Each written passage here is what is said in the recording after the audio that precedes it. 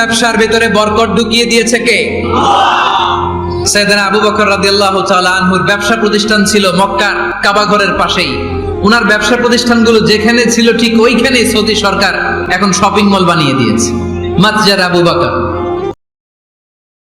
মক্কা শহরের যেখানে বহিরাগতরা এসে ওখানে ছাগল, ওখানে ঘোড়া, উট এগুলো রাখতো, আস্তাবল রাখতো, ঘোড়া আর উট যেখানে রাখা হতো ঠিক ওই জায়গায় সৌদি সরকার ওটার পার্কিং লট বানায় দিচ্ছে। মানে যেখানে আগে সাহাবাদের ব্যবসার জায়গা ওইখানে বর্তমানে শপিং মল। যেখানে আগের সময়কাল সাহাবারা উট আর ঘোড়া রেখে বাঁধতো ওইখানে এখন গাড়ি ঘোড়া রাখার ব্যবস্থা করা হয়েছে। সাইয়েদনা আবু বকর অনেক বড় ব্যবসায়ী ছিলেন। ওনার নিজ টাকা দিয়ে হাবাসা থেকে আসা সাইয়েদনা বেলালকে তিনি 20,000 স্বর্ণ মুদ্রা দিয়ে উমাইয়া ইবনে খালাফের কবল থেকে তিনি মুক্ত করেছেন। সাইয়েদনা উসমান যুন্নুরাইন বড় ব্যবসায়ী ছিলেন। নিজের টাকা দিয়ে মদিনার মুসলমানেরা পানি খেতে পারে না, বীরে রুমা নামে একটা কুয়া ছিল, এই কুয়ার মালিক ছিল ইহুদি। মুসলমানেরা পানি খেতে গেলে এসে বকা দিত, পানি খেতে দিত না। বিশ্বনবী বললেন, আমার সাহাবীদের মধ্যে এমন কি কেউ নাই নিজের অর্থায়নে বীরে রুমা কিনে মুসলমানদেরকে দিয়ে দিবে? সাইয়েদনা উসমান যুন্নুরাইন বলল, ইয়া রাসূলুল্লাহ, আপনার খেদমতে আমি হাজির। মুহূর্তের মধ্যে সাইয়েদনা উসমান যুন্নুরাইন নিজের অর্থায়নে বীরে রুমাটা কিনে মুসলমানদের জন্য সদকা করে দিয়েছে। তো ব্যবসা না করলে, কর্মঠ না হলে, উপার্জন না হলে সদকা করা যাবে? চিল্লায় বলেন, করা যাবে? সুনানে তিরমিজির বর্ণনা, বিষ্ণু ঈসা ইসলাম মক্কা থেকে যত সাহাবারা হিজরত করে মদিনায় এসেছে, মদিনাতে কোন না কোন সাহাবার সাথে বিশ্বনবী ভ্রাতৃত্বের বন্ধনে আবদ্ধ করে দিয়েছে। সুবহানাল্লাহ পড়েন। এজন্য মক্কা থেকে যারা এসেছে এদেরকে বলে মুহাজির, এদেরকে কি বলে? আর মদিনায় যারা ছিল এদেরকে বলে আনসার, এদেরকে কি বলে? আওয়াজ করে উত্তরে দিবেন। মক্কা থেকে যারা এসেছে তাদের নাম আর যারা মদিনার সাহাবী তাদের নাম আনসার। মক্কা থেকে হিজরত করে যে সমস্ত সাহাবারা এসেছিল তারা ছিল মদিনার মেহমান। বিশ্বনবী এক এক মক্কার সাহাবীকে মদিনার এক এক সাহাবীর সাথে ভ্রাতৃত্বের বন্ধনে আবদ্ধ করে দিলেন।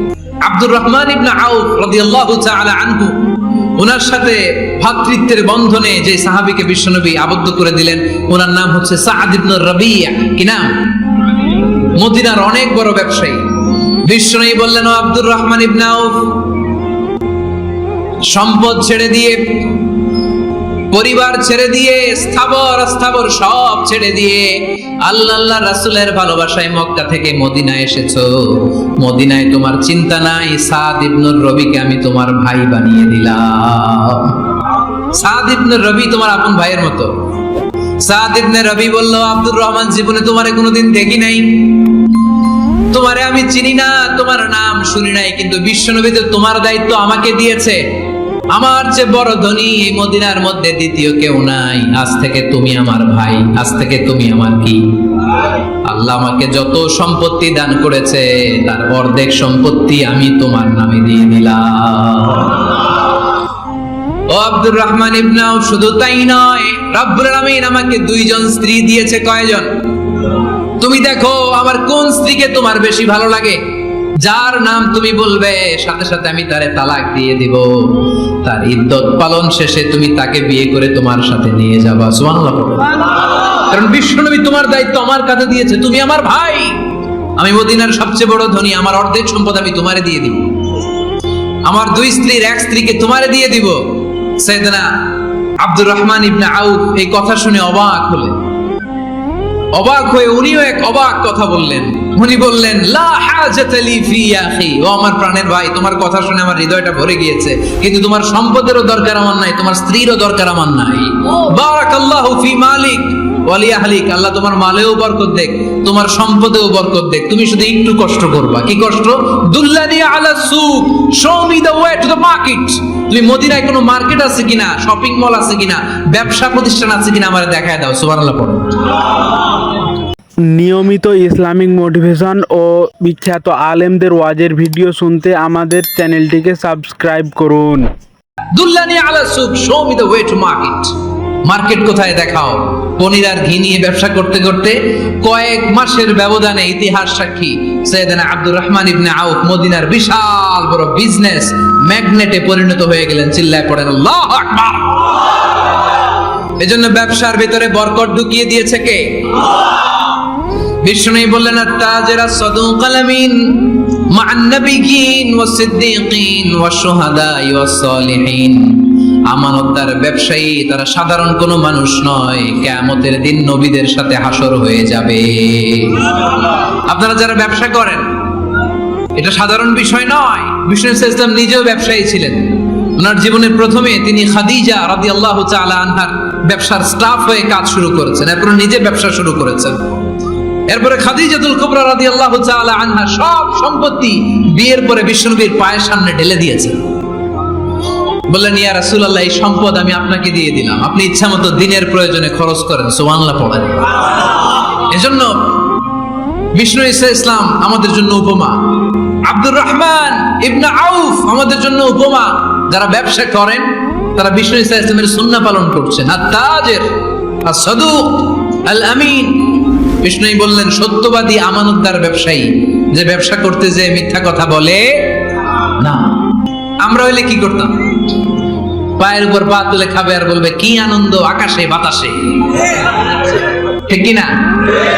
এরপর যদি বলি ভাই আমার দুই বউ যেটারে সুন্দর লাগে বলেন তালাক দিয়ে দেই, নিয়ে যান, কি বলবে? কি আনন্দ আকাশে বাতাস। আল্লাহ রাসূলের সাহাবী আব্দুর রহমান ইবনে আউফ বললেন, লা হাজাতা লি ফি, আমার দরকার নেই। দুল্লানি আলা সুক, just show me the way to market. এখানে মার্কেট কই আছে দেখায় দাও। অবাক হয়ে গেলেন সাদ বিন রাবিব, বললেন, ও আব্দুর রহমান ইবনে আউফ, ঠিক আছে তুমি যদি নিতে না চাও তোমারে আমি জোর জবরদস্তি করব না। শুনে রাখো, মদিনাতে ইহুদিদের কয়নুকার একটা বাজার আছে। এই কথা বলার সাথে সাথে আব্দুর রহমান ইবনে আউফ চলে গেলেন।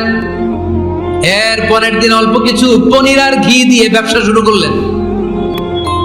পনির আর ঘিয়ের ব্যবসা করতে করতে করতে করতে ব্যবসায় তিনি এত লাভ করলেন, উনি বললেন, আমি যদি কখনো মদিনার বালুর মধ্যে হাত দিতাম ওই বালুটারও সোনা বানায় দিত কে? দুল্লানি আলা সুক। কর্মঠ যুবক ভাইরা, এই আব্দুর রহমান ইবনে আউফ আমাদের প্রেরণা। উনি অন্যের ঘাড়ে পাড়া দিয়ে খেতে চায় নাই, আরেকজনের উপর ডিপেন্ডেন্ট বা নির্ভরশীল হতে চায় নাই। তিনি স্বাবলম্বী হওয়ার শিক্ষা লেসেন কিয়ামত পর্যন্ত গোটা বিশ্বের যুবকদের জন্য রেখে গিয়েছে। চিল্লায় বলো ঠিক কিনা? অনেক ব্যবসায়ীরা আছে পণ্য চালানোর জন্য মিথ্যা কথা বলে আর কসম কাটে, আছে না নাই? এমনটা করা যাবে? সকালবেলা স্ত্রীরে বলে, এই গরুগুলা বিক্রি করবো, তুই একটা দাম কত কমো? স্ত্রীরে শিখাই দিচ্ছে এই গরুর দাম তুই 40,000। তো বউ বলে ঠিক আছে, দাম কইলাম 40,000। এরপরে বাজারে যখন গরু বিক্রি করতে যায়, একজন যখন বলে যে ভাই এটা 30,000 টাকা দিয়ে কিনবো, ভাই আল্লাহর কসম সকালে একজন 40,000 দাম কইছে, আমি দেই নাই। আছে না নাই? কৌশল করে বউরে শিখাইছে সকালে, তুই দাম তো 40,000। তো বাজারে যায় সকালে একজন দাম করছে, দাম করে কইছে 40,000 দেই নাই, আপনারা 30,000 কেমনে দেই? এরকম ডাকাইতে আছে না নাই? সম্মানিত ভাইয়েরা, এজন্য আজকের মাহফিল থেকে আমরা যেটা শিখলাম সেটা হচ্ছে পরিশ্রমে কোনো লজ্জা আছে? আমরা কাজ করে খাবো, ঠিক কিনা?